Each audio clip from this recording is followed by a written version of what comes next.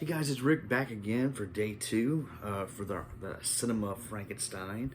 Now we're getting into the talking era, and one of the most legendary Frankenstein film of all time is the original Frankenstein. So Frankenstein came out, I got a few notes here, November 21st of 1931, 71 minutes long. Originally, with Dracula being such a huge hit, they wanted Bela Lugosi to star. And they'd done some test footage. He wasn't really happy with the role. The director wasn't really happy either.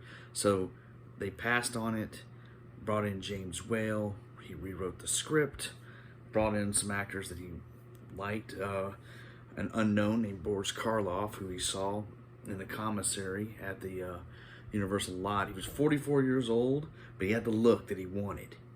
And he went through 4 hours of makeup to get in that role by Jack Pierce for this iconic look that we all know, or as you can see on my shirt here. It has a very strong supporting cast. You've got Colin Clive as as Dr. Frankenstein. You've got Dwight Frye as his assistant Fritz. Eber Van Sloan also returns from Dracula to be another doctor, a mentor to Colin Clive's character. Budget at $202,007, made $1.4 million in its original release, smash hit, $12 million total from re-releases. Most people, when they think of Frankenstein, this is the film.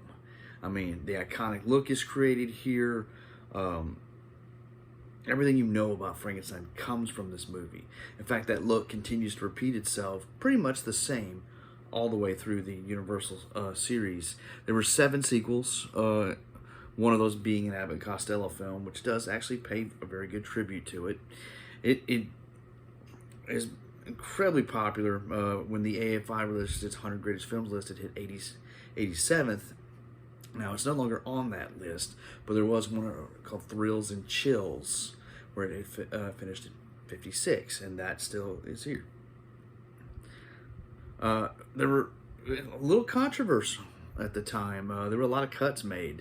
The mentions of God, the drowning of the little girl in the film was completely cut out for years and not restored to the 80s.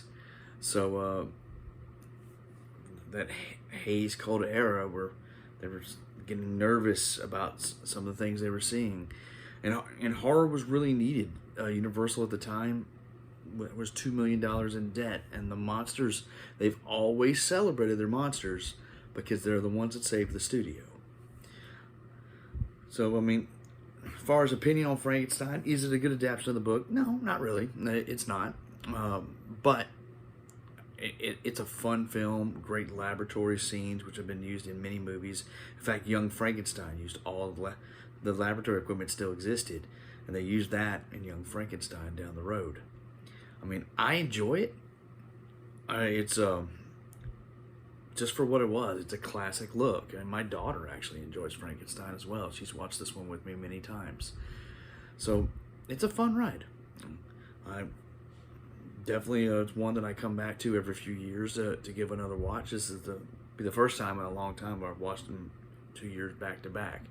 But great film, great series, and we're going to be spending the first little bit of October going through all of those Universal classics in the Frankenstein series. So, all right, that's all we got for today. Take care and go watch a movie.